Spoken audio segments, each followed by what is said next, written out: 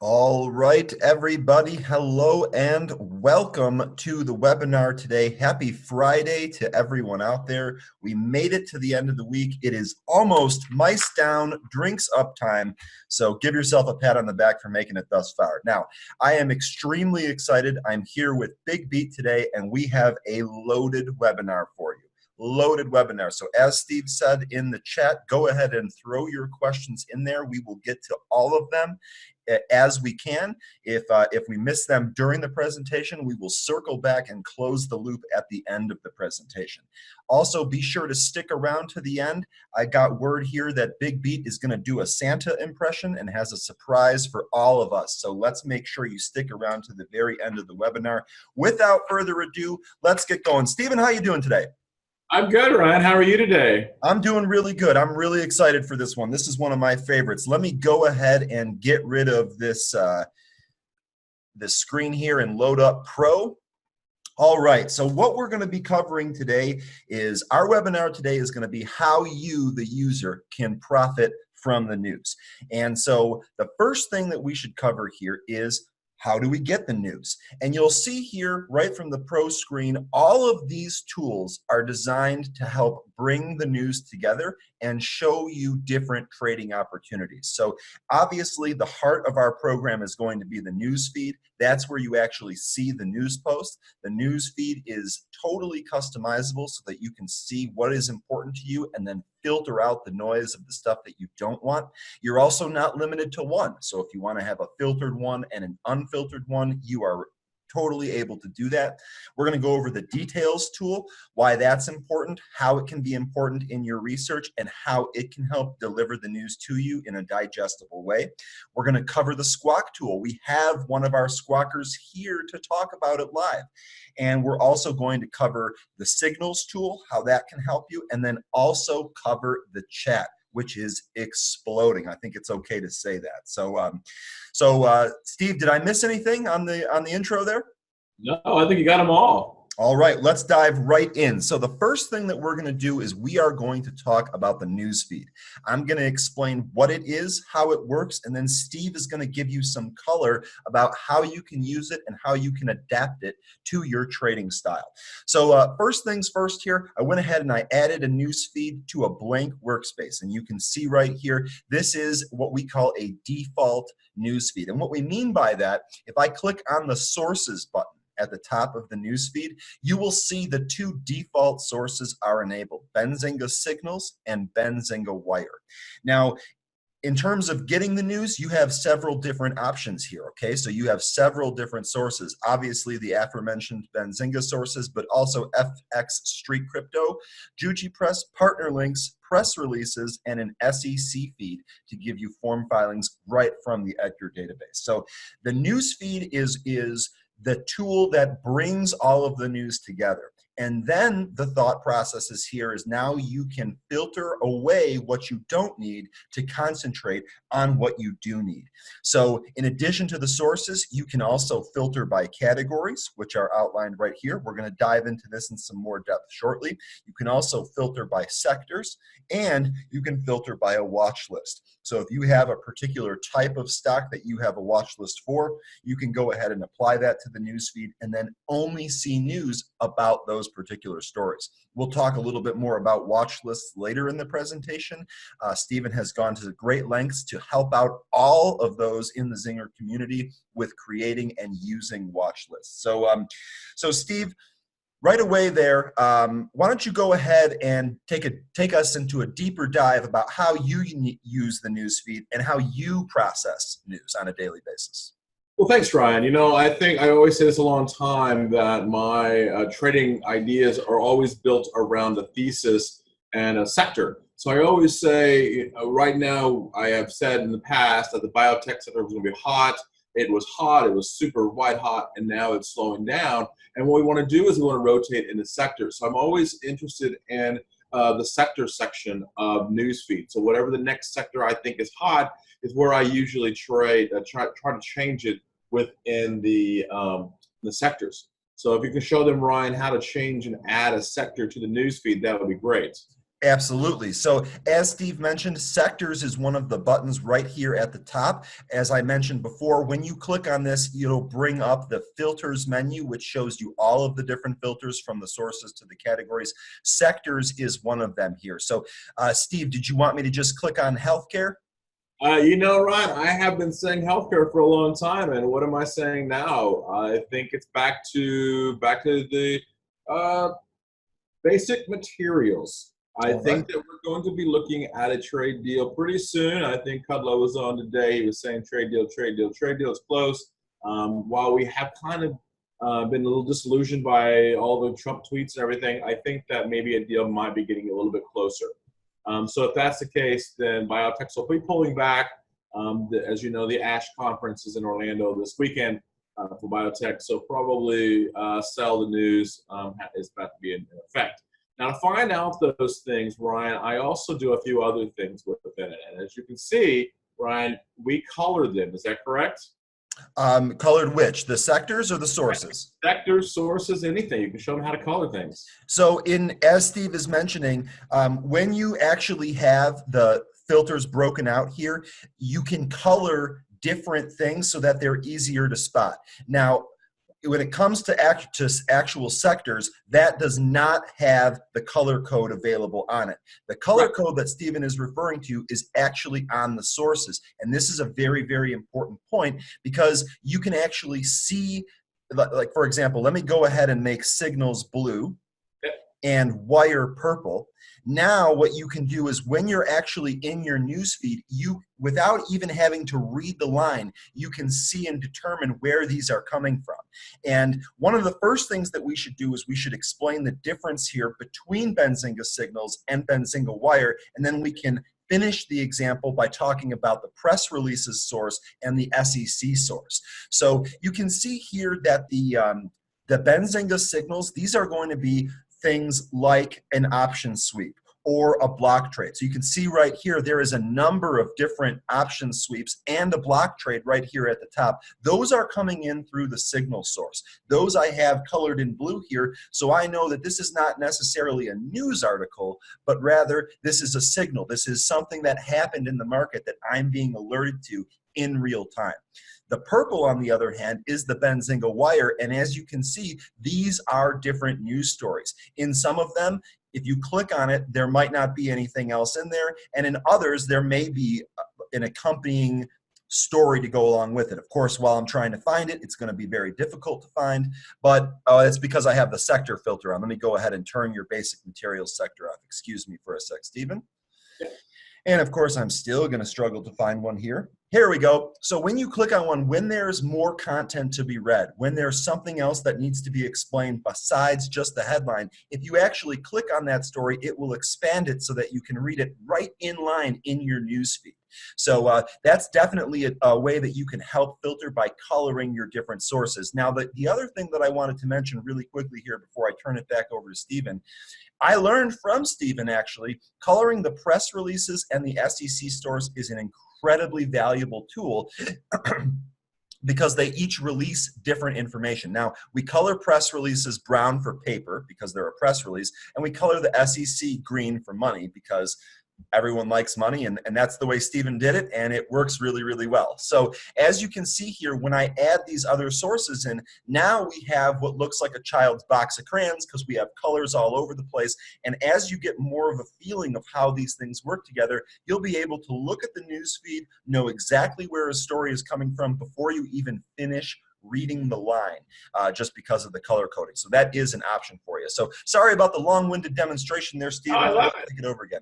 I love it. And that's why I was asking about color, Ryan, is because for me, I can now see all of the news coming in and decide for myself what's important and what's not. We have so much information coming into the news feed that sometimes just seeing a color makes it easier for me. If I see something in purple, I know it's coming from Benzinga very quickly. If I know it's blue, it's an actual item that's coming from other places. And it's an actual trade being happening, whether it's a block trade or an option sweep, right? So one of the things we can do, Ryan, is that we can also sort by keywords. Now, for me, this is extremely important because Benzinga is so chocked with news that I need to sometimes filter it for things that I'm actually looking for, right? So if you want to show them, I want to show them how to find insider trades.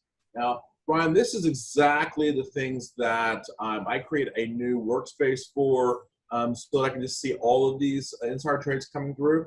And it's why we also have them colored now. So if you're new on the platform and you now have them colored, you now can see everything that's going to be in green. And what we're going to do, Ryan, is you already know how to do this. Press releases in SEC, sources, and the two keywords that we're going to start with is Form 4. That's all one word, right? F-O-R-M and the number 4. And the second word we're going to use is price, P-R-C-E. Now, Ryan, if you do that, you will now see all of the insider trades by CEOs and CFOs of the companies. Now, real quick, I want to very quickly explain, why is it for the insider trades example that we just did, why is it that we're selecting press releases and SEC instead of Benzinga signals and Benzinga wire?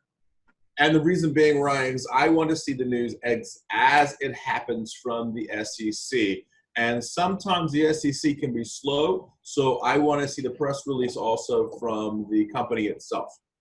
Right. So there's a case, a hypothetical case where a company says, we are issuing a press release that director so-and-so has bought or sold so-and-so, and then it's also, that's delivered to the SEC, and then it's distributed via the SEC. So by having both of these sources on, we are ensuring that we are going to catch it as soon as possible. Really important distinction there. What's next, Stephen?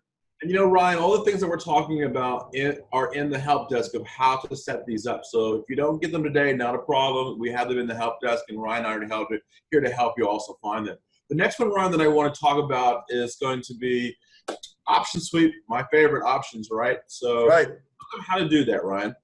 All right, so with that one, this is a really good example because we're actually going to change up our sources. We are going to take off press releases in SEC, and we're going to turn back on Benzinga signals and Benzinga wire. And then what we're going to do is we're going to type in option as one word and then sweep as another. Now we've got two keywords in here, and lo and behold, you are going to see all of the different option sweeps in line in your newsfeed.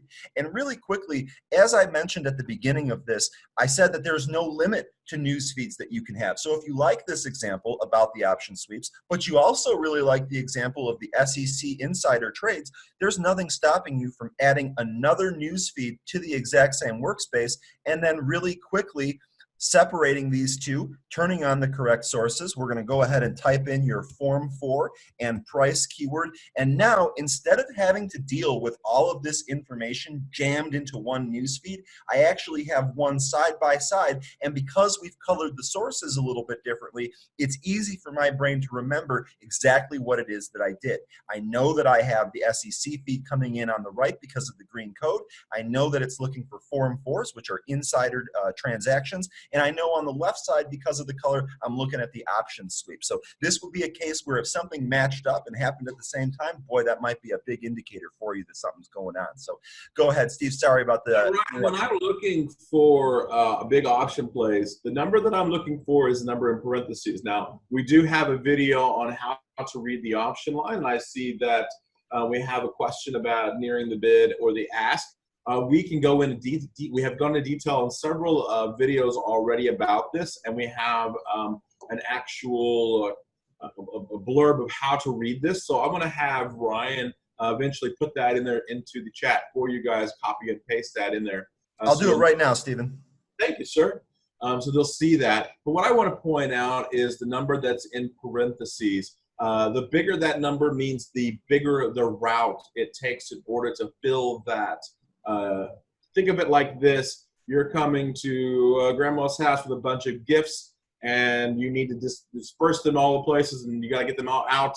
The only way to do that is the little kids are going to run around with the holiday gifts and going to be, passing them out and handing them out. Same situation in trading is that the order is so big that it has to be broken up. And so when I see those big numbers, like in the 50s, I go, whoa, I need to look at this, and especially need to look at the OI, which is open interest. So if you see a number of an option coming in that say it's 500 and the open interest on it is 150, It's like putting a square peg into a round hole. You're having to push that position pretty hard. And when I'm doing that, I'm looking for those positions. Ryan, I think I see one coming in here on Apple, the 43 number, right? That is correct. So that is the December 20th 250 put sweep, taking 43 different routes in order to fill that order at the bid. You can see here that it was only 614 contracts. The one thing that I want to point out here, and this is not necessarily obvious from looking at this, when you're looking at these, think about the crooked number, as I like to call it. I mean, obviously 614 is an even number, but it's not a round number, so I'm calling it a crooked number. That number is telling you that, to me, that signals, hey, what the buyer did was they just went out and grabbed everything that was available. In some of these other ones right beneath here, you have even call sweeps of 2,000 contracts. So the order, you can discern from that the order was for exactly 2,000 contracts. When you see a crooked number, something like the 614, or if you scroll down in your list here and you see something like 1520 or 1013, that is telling you that, hey, whoever it was that was picking this order up took everything that was out there. It wasn't just some round number like 500, 1,000, or 2,000, but rather it was one of those crooked numbers that allowed you to take everything that was there. So, now, Ryan, sometimes a number like that could also be based on a number for finance too. So let's say it's $1 million, and they didn't want to break it up into a round lot. Maybe they wanted to break it up into an actual financial number. Maybe it was $150,000, and that's what the option turned into be. Excellent point. Excellent point. Okay, Steve. So what's next here? Okay, well, I like to look at block trades as well too. You always want to see when the big boys are making big plays. So let's look at block trades. All right, so we're going to do that. Let me go ahead and close the dual news feed here since we don't need that for the example anymore. For the news feed search, for the search filters, we're going to type in block. Yep. And what is the other filter or is it just block? I just use block. In fact, I usually use the two sources, which are going to be signals and wire. Right, that's exactly what I have here. And so right away here, you can see that it's listing all of the different block trades. Now, I did notice that earlier we had a question about at the ask or at the bid or near the bid. So this is a perfect time to address that. Steve, what can you discern by that piece of information about where the transaction took place? Well, Ryan, honestly, when it's saying at the bid, it looks like, pull me one up, Brian, so I can see it. There you go. We've got AM here, which is a block trade of 621,000 shares at 457, below the bid of 459. So it looks like they're selling those, Ryan, because below the bid means it bids when you're buying them, right? When it's below the bid, you just want to get the heck out, right? And so in this situation, below the bid of 459, they did it at 457, right? If you probably click on that symbol, Ryan, I bet you anything the price of that stock's down. Let me guess. And it is. It's down a few pennies there.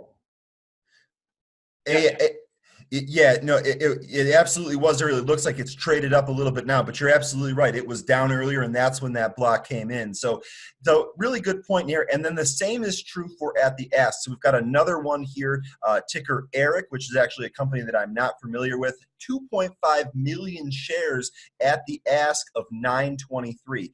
And so essentially what that's saying is that someone went out and bought a whole bunch of shares at the asking price. So instead of waiting for their order to get filled at the bid, they went out and purchased at the ask. And if we do the same thing Big Beat said and we click on it, sure enough, that stock is up. So really great point, a really great illustration there. So what's next here, Big Beat? All right, well, let's talk about the news in general and how I like to trade it.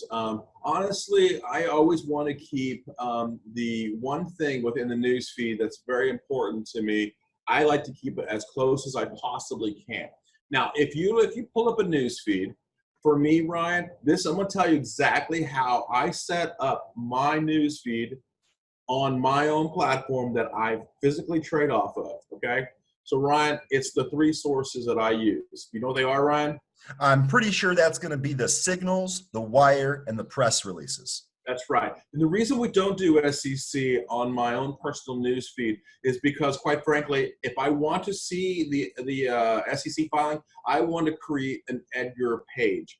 And we also have that set up for you too as well within the help desk. We can show you exactly how to set up an Edgar page. That is an SEC page. I don't want to crowd up my news feed. It's very important that I only see what's going on with Signals and Wire and with press releases coming out. That's right. And it's really important here to mention that there is no right or wrong answer. The right answer is what works for you. And what works for you might be different than what works for the next person. Now, Big Beat obviously has 27 plus years of experience. So in my case, I tend to lean on people like that have more experience than myself. And I'm very receptive to picking up tips. However, this is not set in stone. And if you find something that works better for you, go ahead and do that. That's why we give you the ability to do all of this. Ryan, we're being asked right now to go back on open interest versus a contract. Okay. Open interest is very simple. That's the volume that is around that contract. That means that it hasn't been actually lifted. In other words, it hasn't been put into place. So bids and asks are here. The price is here. These haven't been filled, right? That's what open interest is. How big is that open interest around it? When it's filled, that becomes an order, and that's what you're seeing this week. So that's an actual order. Okay, and I'll take that. If you need any further explanation or if you need some examples of that, I would be happy to do that after the webinar as well. I'm sure Stephen would be happy to help you. So open interest is definitely one of those things, especially if you're new to options. The concept might not be readily obvious, but we are here to help you with that. So thanks very much for answering that question. We got another question here that has to do with the newsfeed that I just want to take care of this right away. My question was answered live, but I missed it.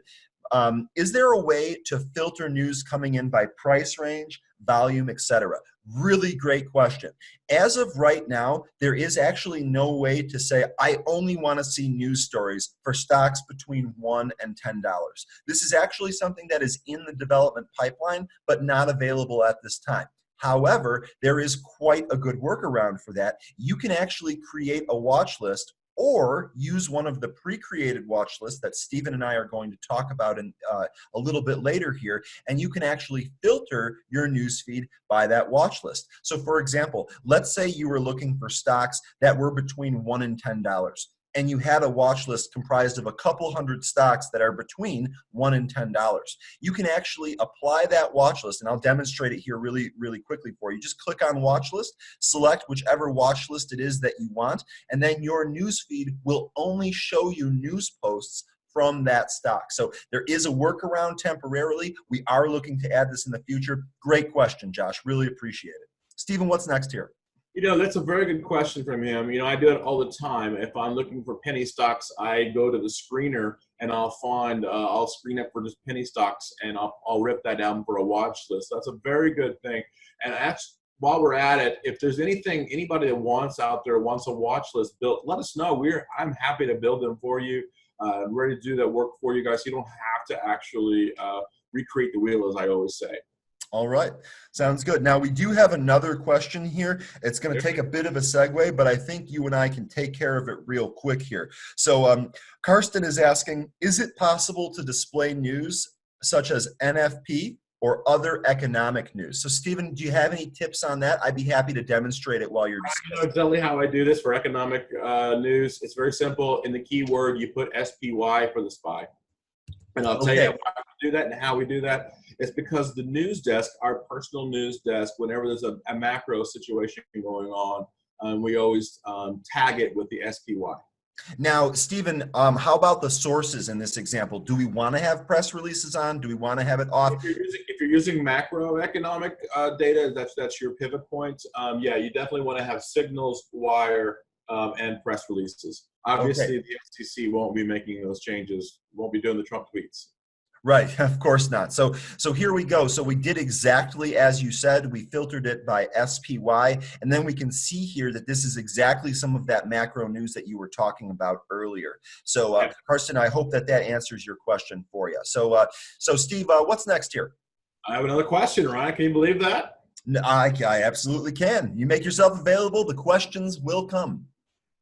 Okay, go ahead. Go ahead. The question is, is there any way to play a sound of the ticker on signals.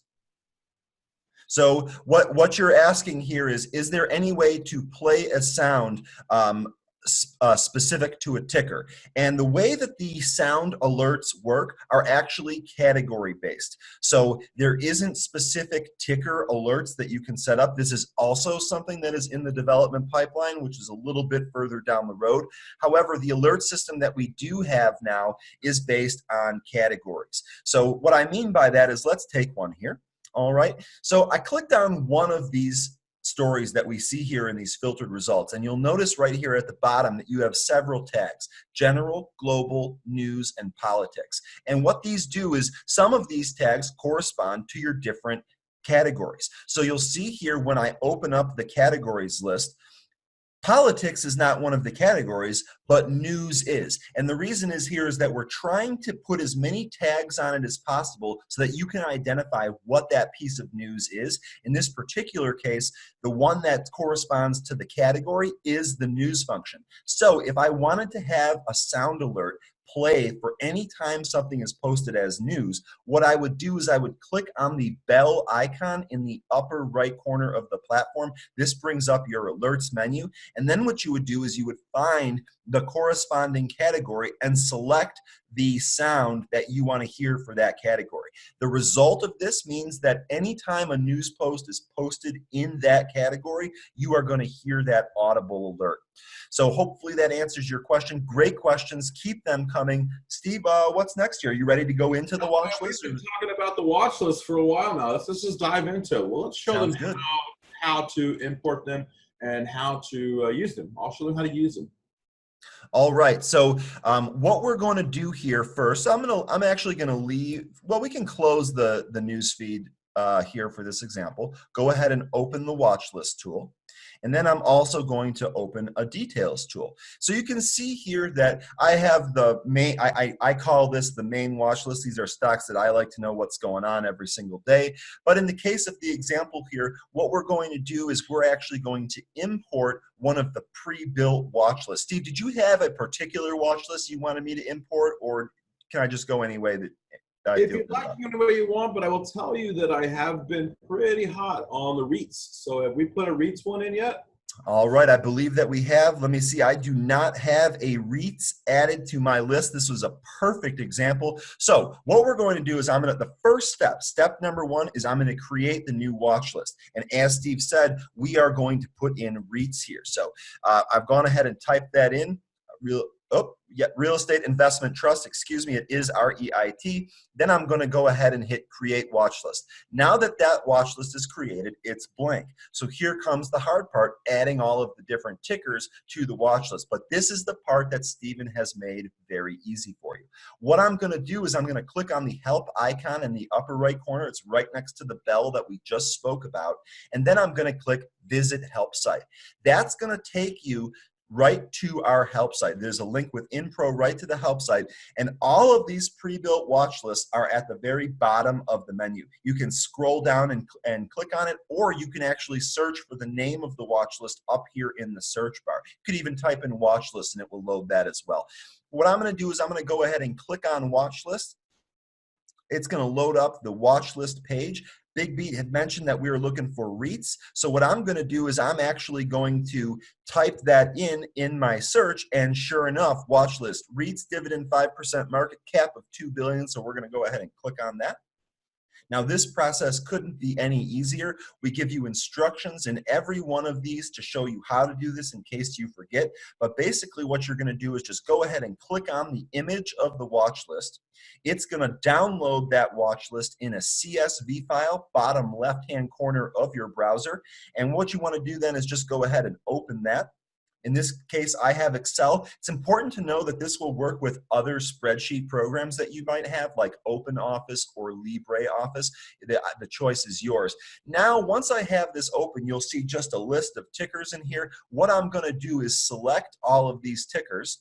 57 of them in this case, and then I'm going to press Control C for copy, and I'm going to go back to Pro. Now, the great part about the watch list and the elastic search bar in Pro is that you can enter more than one thing at a time. So I have all 57 of those tickers copied to my clipboard. I'm going to hit Control V and paste them all into the search bar. Now, here's the last step, and this kind of throws people off. When they're in the search bar, they're not yet in your watch list. These are tickers that are ready to get loaded in there. So to actually load them in, you want to hit enter again. And here's the thing. Depending on the size of the watch list that you're trying to import, this may take a few seconds. As you can see, I hit enter, and about 5 or 6 seconds later, that list has been populated. So if you're doing this, be patient, give it a few seconds to load. It's going to load all of those tickers in there, and boom, here you go. Now we have a REITs watch list. Some of these stocks, I've never even heard of the company, but because Big Beat has built them for us, it was a piece of cake to get it into this particular into the newly created. Ryan, we're getting a question right now asking about Dynamic and Screener about how to continue to add into the watch list. So Ryan, if you want to click on Verite, the top one up there on the REITs watch list, and you'll see it populates right into the details page. Ryan is absolutely correct. Ryan had a details page, so I'm able to see the stock very easily. But the one thing that I want to show you very quickly is that from the details page, you can go into peers. You want to show in the peers tab? Sure. And that's just a tab right here at the top. Now, these are also, so we know that Verite is a REIT as well. And we know that by clicking the peers tab, you'll also find other ones. If there's something that's not in the watch list, you can easily add it to the watch list. Ryan, you want to show them how to do that? Absolutely. So just looking here, it looks like you have created a pretty good watch list here in terms of having all this stuff available. I think I found one. AHH looks like it's actually not in the pre-built watch list here. So what I'm going to do is I'm going to click on that. All right. Once it loads AHH, that's a pretty awesome ticker. I'm actually surprised I didn't know about that one. And once it loads into the details page, all you have to do is click on Add to Watch List, and you'll actually be given a drop down for all of your existing watch lists.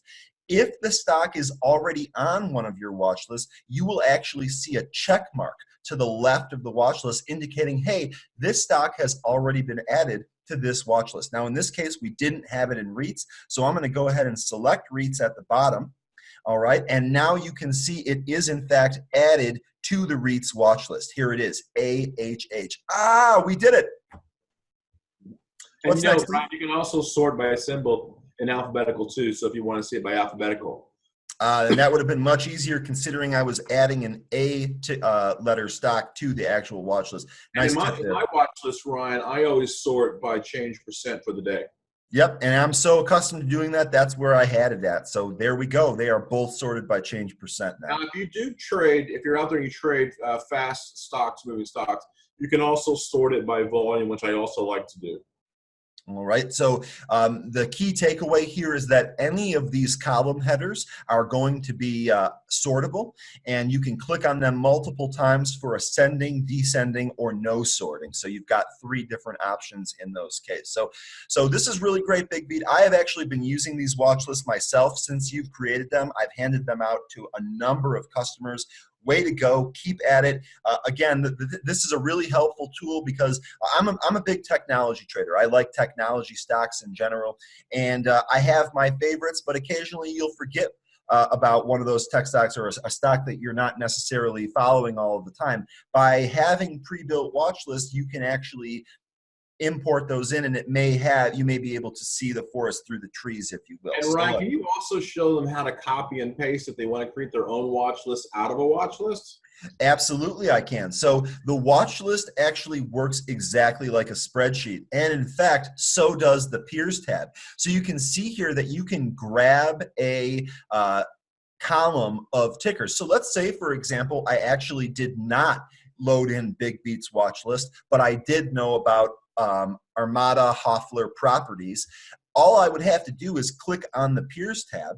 Now it's showing me all of the different stocks that we have. All I have to do is select that list just like I would in a spreadsheet, hit Control C, and I can do the exact same functionality. I can go ahead and paste them into the watch list here. Now, I tried to paste in an invalid symbol, so it gave me an error and said, hey, that one's not going to work. But you'll notice it did load in the other symbols in there. So a really great tip there, Steve. That one also is not readily known. And if you have a watch list like I do that have my positions, you can also delete them as well and remove several at a time. All right, so let's demonstrate that real quick here. So now that I know how to go ahead and get the REITs watch list from the help site, let's go ahead and butcher this watch list a little for the sake of the example. Let's say I don't like these stocks right here. No problem. Simply select them, right-click on them, and then you select the option that says Remove Selection from the watch list. And if you click on that, all of those stocks that you have selected will be removed. This is very much like the importing. You want to give it some time so that it can go ahead and load those up. So lo and behold, now those stocks have been removed. And this works the exact same way if you want to just if you want to just remove one of them. So APLE here, let's just say, you know what, this confuses me with Apple's ticker. I don't want to have this on my watch list. I can just do the same thing. Click it, right click, and then remove APLE from the watch list. When you're only removing one, it happens pretty quickly. So another real great tip there. The removing is hidden in the right click button, which can also be done on Mac. So, Stephen, do we want to go over the details tool a little bit more? I think it's time to move on to the details page. Show me the details page. All right. Brilliant minds think alike. There is no doubt about it. So if we go over to the details page, here is an example of one. I'm actually going to close this watch list, and I'm going to open a news feed for the sake of one of my examples. I'm going to go ahead and select this category that says, why is it moving? And I'm going to show you exactly why I'm selecting that here in a sec. All right, so now that I've selected the why is it moving category, I'm being shown a list of news posts for stocks that have why is it moving or WIM banners attached to it. And if I click on any one of these, you'll notice it loads it into the details tool as we already discussed. And right here beneath the price, you have that WIM banner that we just spoke about. Adverum, that is an interesting name. Adverum biotechnology shares are trading higher in sympathy with the overall market after a rally in U.S. equities following the strong November jobs data. So right here is a company that I have never heard of, don't know anything about. It's trading up today 5.5%. I want to know why. All it did was it took one click to load it into the details tab. You can clearly see why is it moving. Now, again, you're not necessarily going to see this on every stock. If a stock is flat or if it's just trading up because of general trading, there might not be a reason to put a why is it moving banner. But if Apple reports earnings and blows it out of the water or really doesn't do a good job, then you're going to see, hey, Apple is trading up or down based on the earnings report, or whatever the reason is. We are going to try to give you that reason and make it as easy as possible to find. So that actually covers the WIM. The other thing that I want to do is I want to show you these different tabs here. So you'll notice, let me make some more room here on the details tool. You'll notice that there is a news feed built right into the details tool. What is the difference, you ask? Very simple. This news feed has been filtered based on the stock that you're looking at. So with ADVM here, you'll notice that in the news feed right beneath it, you're only seeing news posts that apply to ADVM. And really quickly, you'll notice that the first one here has the ticker and a number that says plus 54. What does that mean, you ask? Well, if you just hover over that, you will see a list of the other tickers that this news story applies to. So anytime you have a plus number there, that means that the news post affects more than just that ticker. Additionally, you can click on the different subcategories or the subheadings, and this will filter your news feed based on the sources that we discussed earlier. Now, when you look at the All tab right there for the news, you'll see they're also in color that you've changed. That's absolutely right. This is actually picking up the filters, or the color filters that we set back in the newsfeed. Those settings are global settings. So, Stephen, do you want to cover the financial news and the key data? I know that's one of your favorite parts of the detail tool. I love numbers, right? So I always want to look at the key data tab. That is where, when you get past the normal data, the key data tab is going to show you a little bit deeper about the numbers of the company. And a couple of things that I always want to point out to the clients is that I like to look at long-term debt. How much debt does the company have? There's a lot of things in here, market cap, obviously that's the normal stuff. But we also want to look at EPS diluted. That's how many shares are out, EPS, earnings per shares. That's diluted. Are the company diluting their shares? Or is your shares worth more or less than they were a day or two ago? Also want to look at earnings yield, right? A lot of people always ask about margins. All of those fun things that we know that makes money of the company. I also want to see cash flow. So if I see a good cash flow company, then I'm seeing a good company. So all those numbers are right there in the key data. I also want to look in the financials tab as well. And the financials tab are what we normally see in the markets for the Excel documents, as you were saying earlier, Ryan, all laid out quarterly and yearly. Like, just think of it like a 10K and a 10Q right into your details page. And that option is over here on the right side. It's a simple drop down. You can select annual or quarterly and view the data any way that you like. Additionally, as Stephen mentioned, the sub tab beneath financial is going to allow you to change between the balance sheet, the income statement, and the cash flow statement. So you can get all of this information. It's just right there at your fingertips. So yeah, cash flow. We all like cash flow, right? Especially around the holidays, my friend, especially around the holidays. The other thing that we have here is we have a calendar tool, and this is real good because when you select the calendar tool from within the details tab, it is again filtered to the stock that you have. You see all of the different calendars that we have in another sub tab. It has defaulted to earnings in this particular case, and you can see all of this historical earnings information. This works with any of the different tabs. Obviously, this one, they don't have guidance. Same with dividends. I noticed that the stock didn't pay a dividend, so of course, the dividend calendar is empty. This would be different if the stock did pay a dividend, and that might be part of your strategy. So all of that. I'm almost always asked, Ryan, when is earnings for this company, whatever company it is? When are next earnings? What's the guidance? What's the expectations? If we pull up a stock like Apple, say AAPL, it's very simple in the details. We can just type in a stock symbol and change it automatically. Everything else stays the same, but whatever you're looking at is what we're looking at. We can also have to compare a little bit too. So sometimes, Ryan, I will put two details pages together and I will compare, say like Apple and Microsoft. I'll put two details pages together. But in this situation, Ryan, I'm going to ask you the question: when is the next earnings for Apple?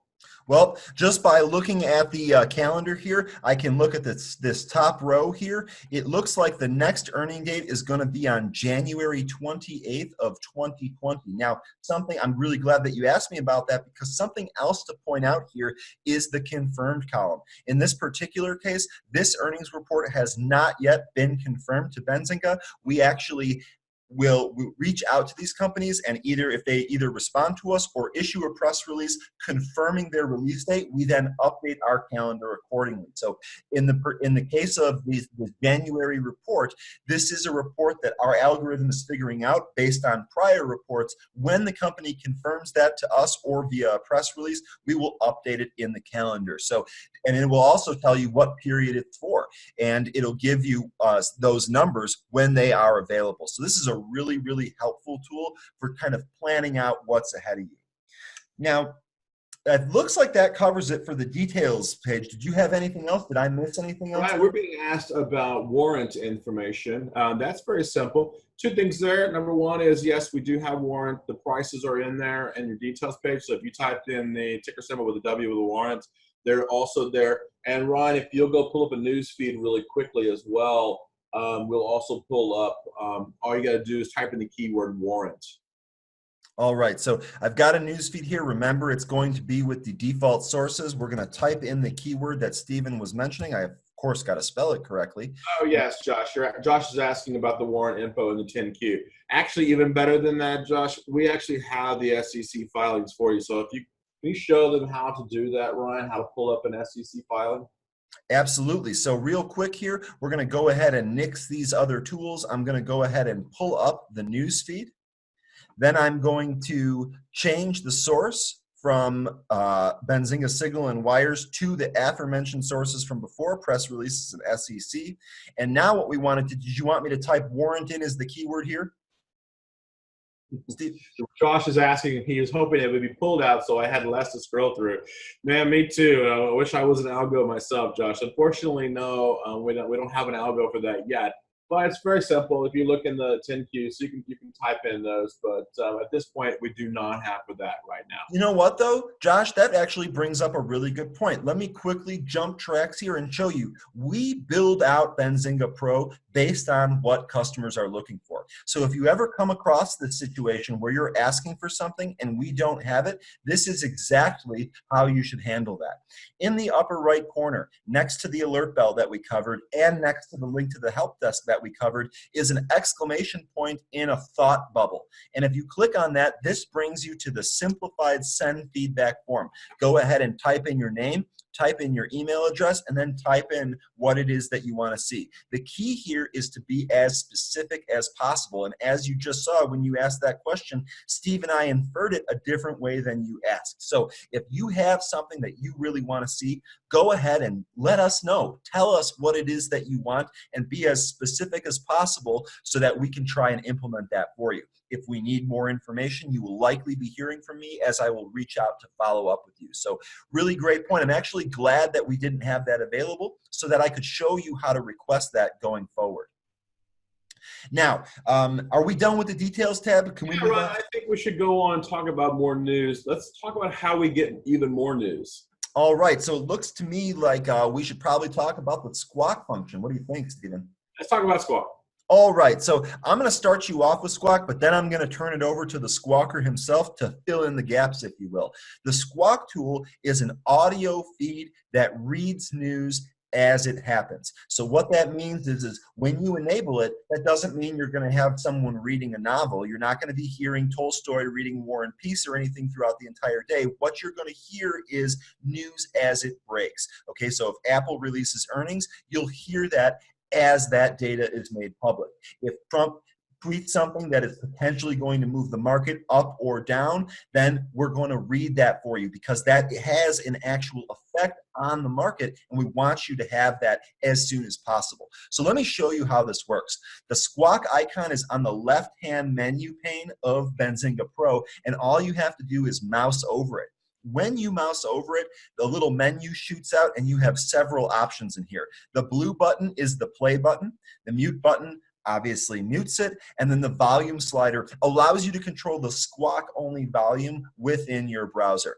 You also have a status indicator. So right here you can see that the status says it's stopped. That means I'm not hearing anything. Let me go ahead and press the play button and let me show you. Now it says it's connected, waiting for audio. And this is exactly what I was talking about. Because the squawker doesn't read all day long, Stephen would be hoarse. He wouldn't even be able to do these webinars if he was constantly reading all day. So what we do is we read the news as it happens. When it says connected, waiting for audio, that means that you've made a successful connection to the squawk server and you're just waiting for news to break. You can minimize your browser. You could walk away from your computer. It will still play that news as soon as it's being read. The mute button obviously allows you to mute it. Or real quickly, when you do mute it, this is how you know. It'll say unmute. And the reason it says unmute is because the current state is muted. So in order to get off of the current state, you would need to unmute it. If that's a little bit confusing, pay attention to the volume slider. When the volume slider is grayed out and you can't move it left or right, that means that you're muted and you can't hear anything. If you click the unmute button, now that volume slider is unlocked and you can easily change the volume. Another quick way to let you know if you've muted it. I know sometimes when I'm taking phone calls, I always have the squawk going throughout the course of the day. And when I take a phone call, as respect to the person that I'm on the phone with, I mute the squawk so that it doesn't, because it happens intermittently, I don't want it to interrupt the phone call. Sometimes I forget that I have it muted, and all you have to do is mouse over it. If you see that volume bar lit up, you're good to go, and that's just it. So, Stephen, why don't you tell us a little bit more about the inner workings of Squawk, how you do it, and how it can benefit customers? Now, Ryan, you've seen the inner sanctorum, as I call it, in my office. You see, I'm surrounded by 70-inch screens. The command center, as we call it. Yeah, well, Benzinga South, right? So what we do here is I have access to all of the news myself, and of course our Squawk Master, Charlie Gross, as well. Most of you guys know him as Charlie G in the chat room, and I'm Big Beats in the chat room. You'll find us getting access to all of the news, whether that's Dow Jones wires, Reuters wires, AP wires, press releases coming in that you might not have caught.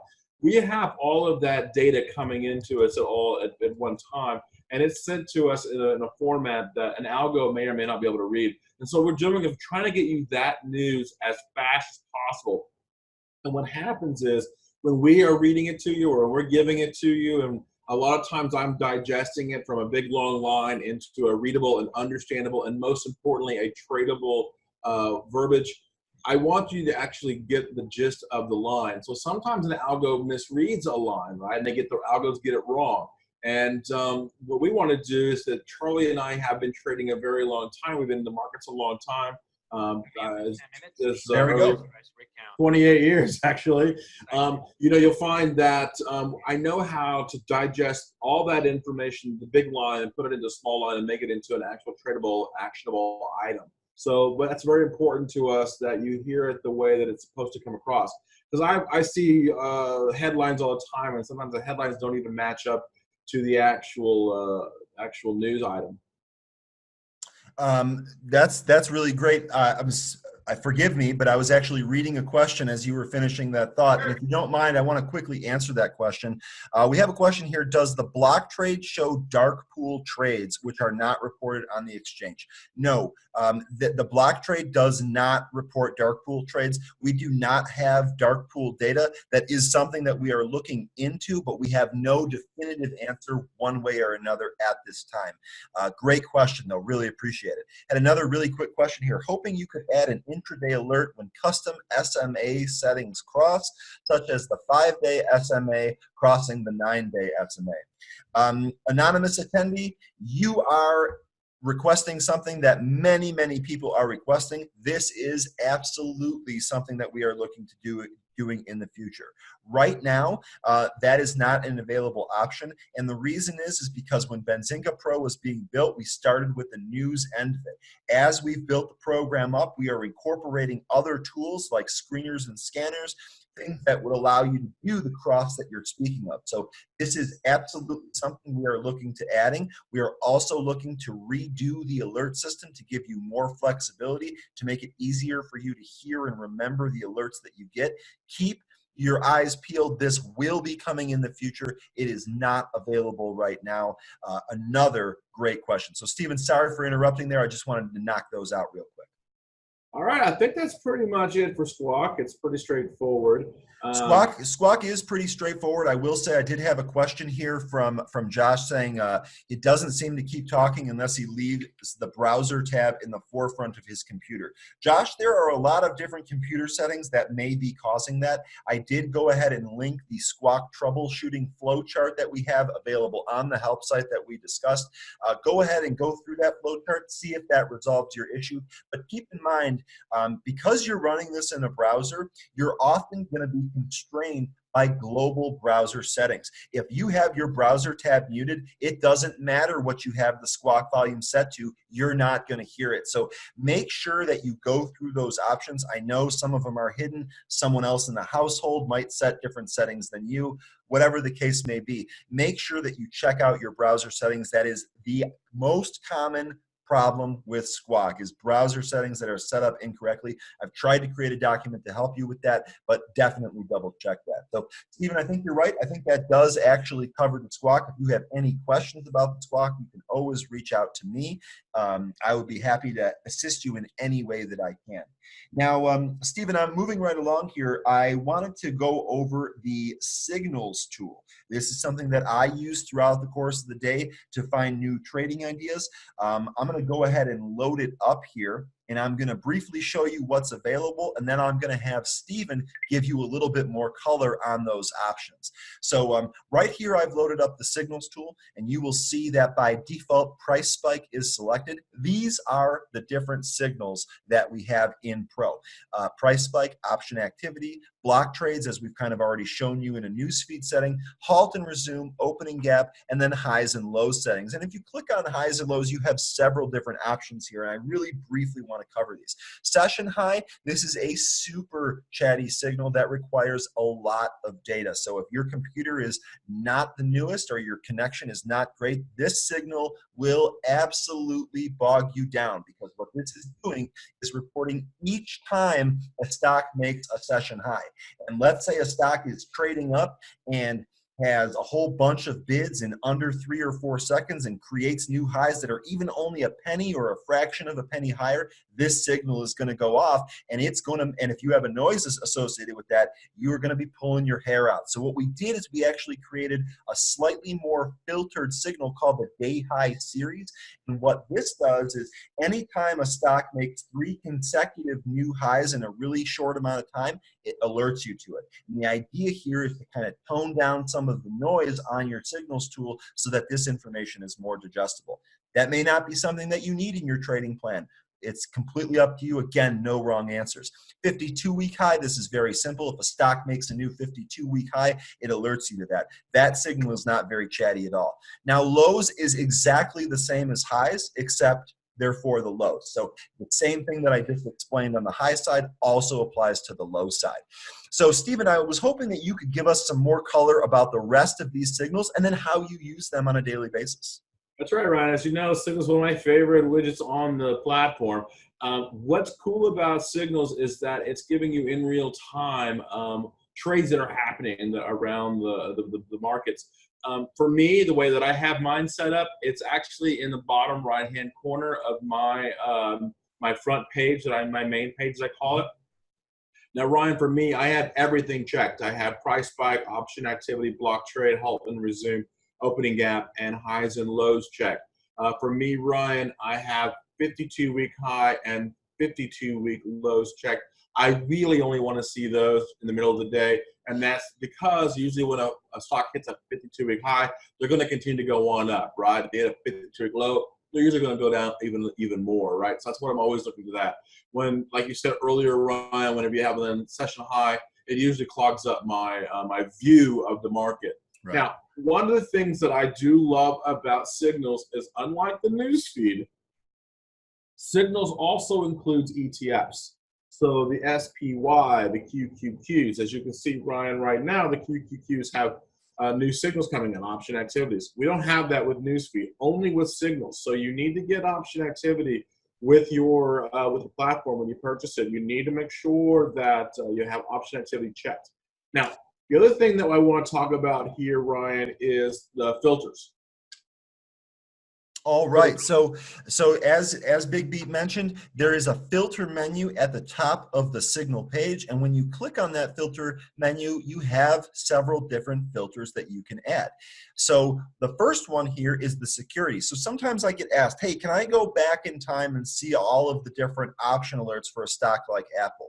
The answer is yes and no. While we don't have historical data saved and available for you to access yet, you can filter your signals tool in such a way that's going to give you more history. So in the example that I just mentioned, let me briefly show that to you. I'm going to select securities here, and then I'm going to go ahead and type in the ticker of the security that I'm interested in. Good old Apple right here. And now you can see all of the different signals that have come through for Apple. Now, in this particular case, there has been quite a bit of option paper trading on Apple. There was also a new 52-week high today. That should tell you something right there. Big B just covered it. But as you can see, as I continue to scroll down, you'll see I'm going back in time here. And then obviously the less signals that are sent, the farther back in time that you're going to go. So Apple is a very commonly traded stock. I'm only able to go back several days to the third. Let's go ahead and try something that's maybe not as traded. Let's try a smaller tech stock, something like a GoGo, which not a whole lot of people follow or know about.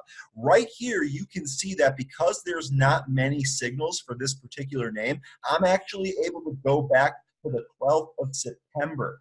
In the recent example with Apple, I was only able to go back several days. Now I'm able to go back several months just because of the numbers of transactions. Now, aside from the securities filter, there's a whole bunch of other filters that you can put in here. A lot of them are self-explanatory. The one that I really wanted to show you is the watch list filter, because we just spent all that time talking about Big Beats watch list and how you can filter the newsfeed based on that. You can do the exact same thing for the signals tool. So if you only care about different signals, or if you care about those new session highs and session lows, you can actually use this signal way more effectively if you filtered your results down, because you're not going to have that huge amount of data flooding through your signals tool, since it's not going to be the entire market. So there are a bunch of different filters that you can apply here to help you consume this data. And then the other thing that we have, I'm just reading Steve's mind, I know he's going to mention this, is the notifications option. If you click on notifications, you have 3 different options here. The first one is a desktop notification, which will pop up in the bottom right-hand corner on PC and in the upper right-hand corner on Mac. The other option here is a sound. And then the third option is a synthesized voice. So if you want to have the computer read you this alert, it will do that. The first time you hear it, it may frighten you a little bit. I assure you it's not a terminator. It is not coming to terminate you. You are going to be fine. It is just another way to help alert you to some of that data that's coming in there. So, Stephen, does that cover the filters and the notifications sufficiently? I think that's exactly right, and that's how I use it. All right, excellent. Now, I also really quickly wanted to talk about the chat. Do you think we're ready to move on to the chat here? Well, before we do the chat, Ryan, how about we show them one of our favorite and newest tools on the platform? How about we show them Screener? All right, sounds good. I'd be happy to do that. I actually have a tab with the screener already out here. I'm actually going to go ahead and close this watch list. Let me close some of these windows. All right, so what did you want to demonstrate here with the screener? I'm all ears. Right, one of the cool things about Screener, it allows us to look at a whole market of over 6,600 stocks and filter it down to what it is that you're looking for. Now, the reason I bring this up is because earlier today, someone asked they wanted to only see stocks between $1 and $10. So, Ryan, can you show them how to do that?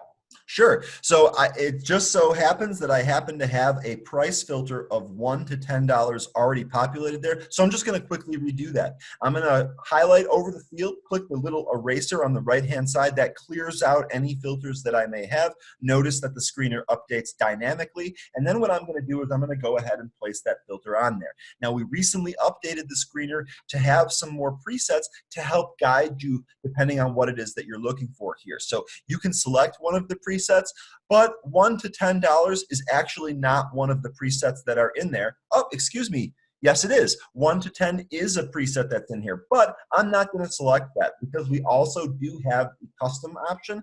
This will allow you, let's say you wanted it to be $1 to $11. Sorry to change your example around, Steve, but for the sake of the example, let's say you wanted 1 to 11. All you have to do is select custom, type in 1 to 11, and boom, now your price range is set. You can obviously apply multiple filters in order to filter this down. So as Stephen mentioned, we filtered down from 6,000 whatever stocks. Now we're filtering down to 1826, and it's only showing you the 100 results.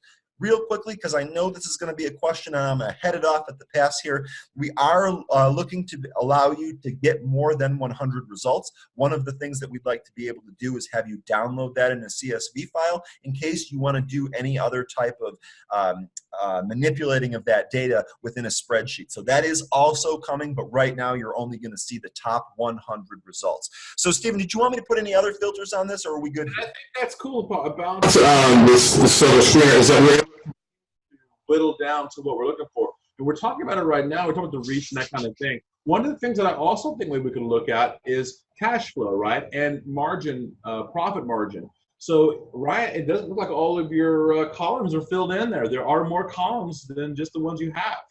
Absolutely, and you can access that column menu by clicking on the column button here on the right-hand side. It will list all, it'll show you at the top all of the columns that you do have added, and then it will list all of the available columns below that. And as you can see, there are a bunch to choose from. There's also a search bar at the top so that you don't have to continually look through them. So Steve, you had mentioned profit margin. Is that one of the columns?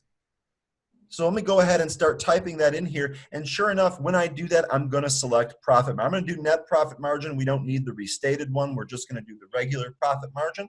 And you can go ahead and see that that was now added to the screener. And here's the great part. Depending on what it is that you're looking for, you can actually drag this around. So if I want to move this so that it's next to volume, no problem. And you can set the screener up any way that you want to help you look for the stocks that you're trying to look for. And so we can also whittle it down even more. So let's do it by sector, right? How about technology? You said you like technology. That's right. I'm a big-time technology guy. I got a lot of technology stuff on my Christmas list. Oh, that reminds me. I got to forward that list to you, Steve. Anyway, let's go ahead and select technology here. And now we've got stocks that are between $1 and $11 that are also in the technology sector. This was a great example from Steve because I actually already had the sector column added, and as you can see here, it's only displaying technology stocks. Now, Ryan, let's find out which one's making the most money off of us, huh? So we can sort them, right? Sure, sounds good to me. So it sounds like what you're asking for is revenue. Is that correct? Revenue, and then if you click on profit margin, you sort the profit margin by the highest profit margin down. Oops, I actually already have profit margin added here. How about that? And then you'll notice, Ryan, that with the highest profit, there you go. There they are. They're right there in order for you. Companies that are between $1 and $11 with the highest profit margin. And you can also see here I happen to have relative volume, so I can tell if one of these stocks that's actually making money is trading at a higher or lower volume than it normally does. So there's a number of different ways that you can use this tool to try and sift through the vast amounts of data out there. We can also add PEG ratio. Many scanners don't have PEG ratio in it too, so let's add a PEG ratio. What PEG ratio is, as most of you know, is price to earnings for growth. Once you growth and a low PE. When that number is closer to 1, that means it's a good company, right? So look at there. You can now sort it by PEG ratio. That's the high PEG ratios we want to sort. Now, Ryan, you can also filter those down too, right? You can also go to the top and you can put the PEG ratio between two certain numbers. We can say 1 and 2 and only find those companies. Yep, so I can see here in the list there's not going to be very many of them. Let's go ahead and demonstrate that. We're looking for, right? We're looking just to whittle them down to good companies to purchase. Right, so we're going to go between 1 and 2. We're going to press tab, and lo and behold, boom. Now you have a totally digestible list of 5 stocks that you can go ahead and research and then make whatever decisions it is that you're looking to make there. So our screener is a really powerful tool. We've expanded it once. We look forward to expanding it in the future. But even in the state that it's in right now, it can help you do your research and find new opportunities for you. So Stephen, what are we doing next year? Okay, now Ryan, we now have found some good stocks, but you want to talk about them, right? How do you talk about them on the platform? You talk about them in chat. This is one of my favorite features of the platform. I'm a big community guy. I love, when I'm trading, I love to hear other people's opinion. Whether they're right, wrong, doesn't matter. I want to hear as much data about that as possible. As I mentioned, our community is outstanding. It is a bunch of traders that want to help other traders. So what I'm going to do is I'm going to go ahead and click on the chat button in the bottom, on the left-hand menu at the bottom. Go ahead and click that. It is going to open the chat on the side here. And as you can see, there are all of our different pro members, trial members, our admins like Big Beat himself and Charlie Gross are in here, and they're talking about things that are happening throughout the course of the day. Here's a member saying that there's lots of Apple sweeps. Well, remember, when we were just on the signals tool, we discovered that there were a ton of sweeps. We discovered that Apple made a new 52-week high today. So this makes complete sense. Again, this is a group of people helping each other. You can see Charlie is posting another huge call sweep here. So a lot of ways to interact with the community. I am very proud of the community that we've built here at Benzinga. You essentially, I know people pay lots and lots of money per year for a chat room. Our chat room just comes with the product. There's nothing extra to buy. It's just there. You get access to that as well. So Steve, I know you're a moderator in the chat room. Did I leave something out there? It's also very clickable too in that chat room.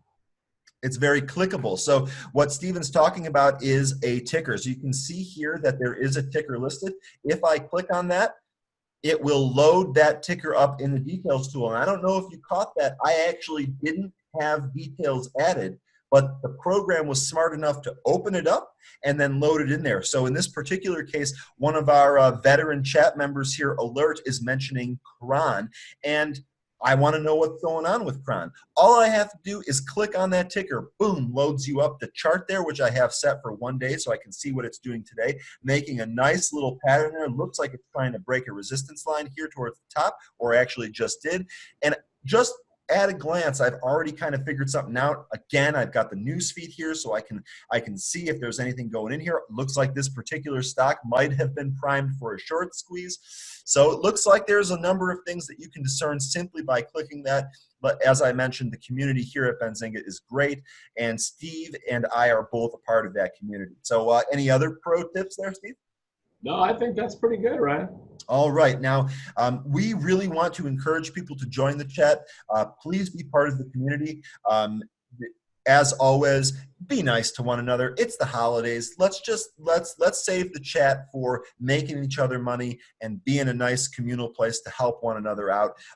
You'll notice we do have a separate room for politics. We'd like to keep politics out of the general trading room. We will be looking to add rooms and expanding chat functionality as 2020 progresses here. So look out for some exciting things ahead, as always.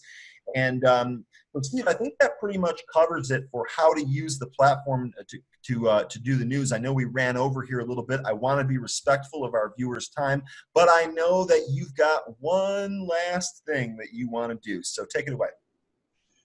Ryan, I mean, you know, I've been trading a long time in the markets, and I'll tell you, you just can't do it alone. You can't just be watching CNBC and Bloomberg on TV and hope to make some money. You must have programs like Benzinga available to you on your fingertips. And I have been at this so long that I am kind of like Victor Kayyem. I love the company so much. I joined them.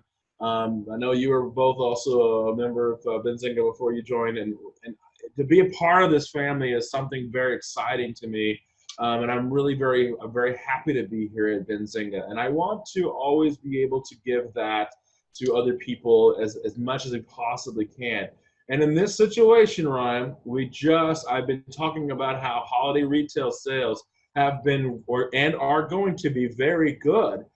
So far, so good, right, Ryan? They've been really good. With obviously Black Friday and with Cyber Monday, the numbers were up 9.8%. That is amazing over last year's numbers. So, Ryan, Benzinga normally for a full year is about $147 a month, or $1,764 for the year. That's right.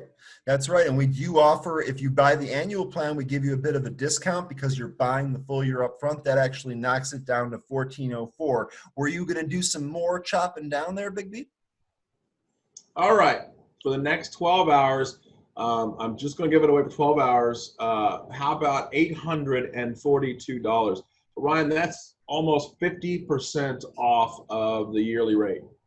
That is unbelievable. So you are effectively extending the Black Friday sale for another 12 hours here into December. I will extend the Black Friday sale for the next 12 hours. Yeah. Okay. Let me just that's incredible. Let me just check my notes to make sure that I got this all right. So normally we've got about $1,700 worth of value here.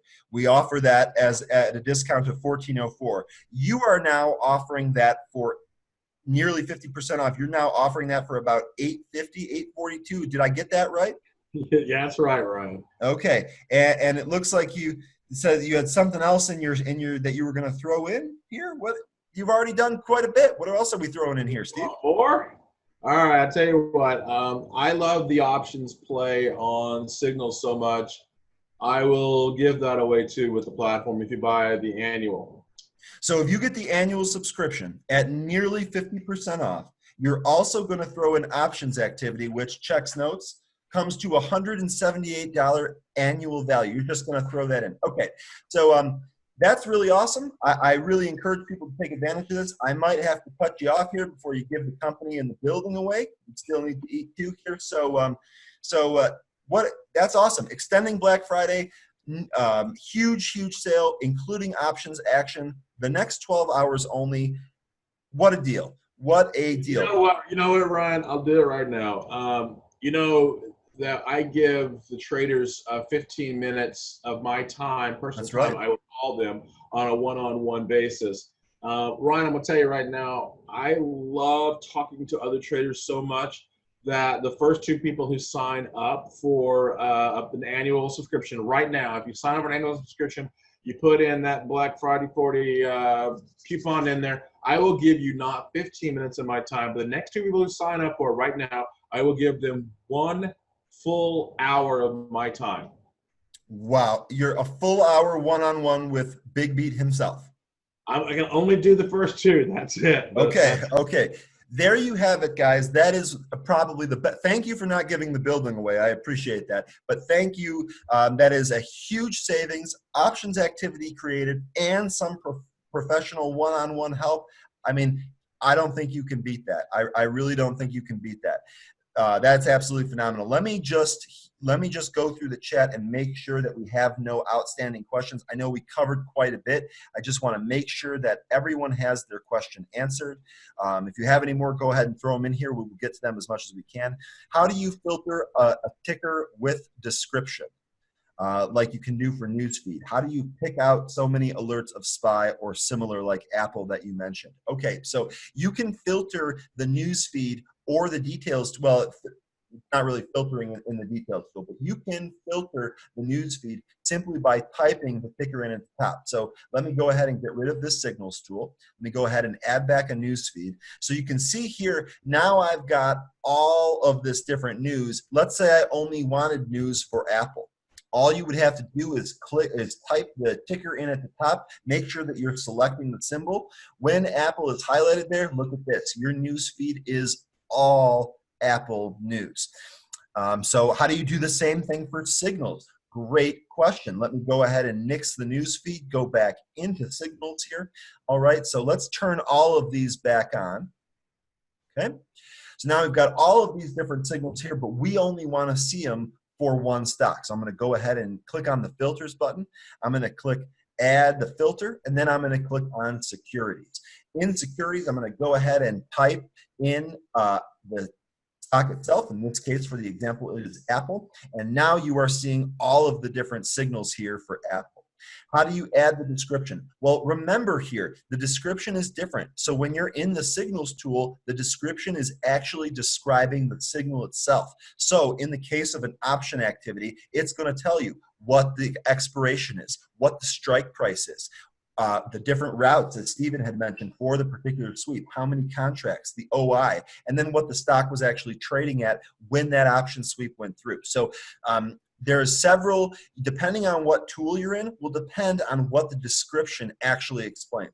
In this particular case, it's assuming that because you've typed in a ticker, you don't need to see Apple Computer or Apple Inc. You know what APPL is, and instead the description is reserved for what that signal actually is. Okay, so you want to know how you can filter by number of sweeps that are greater than 30. Great question. This is exactly why we open these to questions at the end.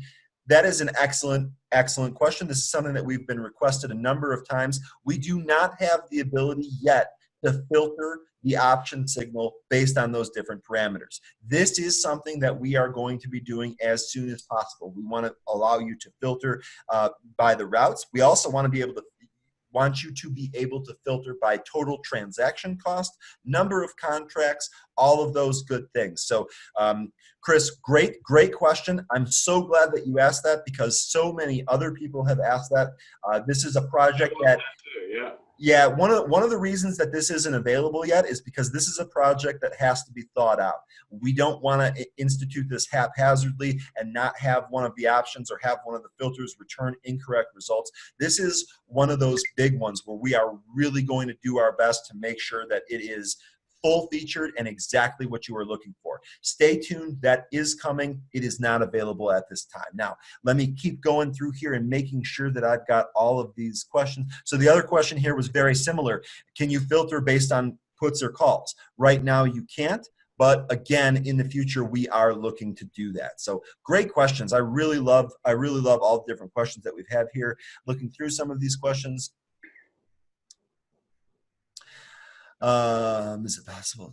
Yeah, so I think we've covered all of the questions. I do have one here for a specific example. I was following BNGO the other day. The news feed showed the news 6 minutes late. I don't understand why. I don't know that for that specific example, but what I can tell you, this is exactly what Steve was talking about earlier when he was talking about the press releases. Okay, some of those news that, especially if the company is going to issue the news, they will do it via a press release. And what happens is that the press release is actually released first through the press release wire. Now, if you don't have that source turned on, you're not going to see that release. Excuse me, when you see Benzinga actually report on it after the fact, that's why it looks like it appeared 6 minutes late. However, if you had the press release's sources turned on, you would see the press release come in right when it was when it was given, and then the follow-up Benzinga article about it. So really great question. Really appreciate all of the questions, Steve. I think that we've answered them all. I think that you've given away about as much as you can give away. Really happy with the participation today. Really excited. I hope everyone out there is having a wonderful holiday season. As always, I am available all day, anytime that the market is open. You can contact me by phone, by chat, by email. Steve makes himself available throughout the course of the day, so we will be happy to help. If you have feedback, suggestions, if you need help, if you just want to chat, let us know. That's what we're here for. We are trying to make the product work for you and create a community that you can benefit from. So, Steve, anything else? Did I cover it all there? That's it. I can't give anything else away, so there it is. All right, folks, we are even closer to Mice Down, Drinks Up time on Friday. Thank you very much for joining us today. Until next time, folks, happy trading.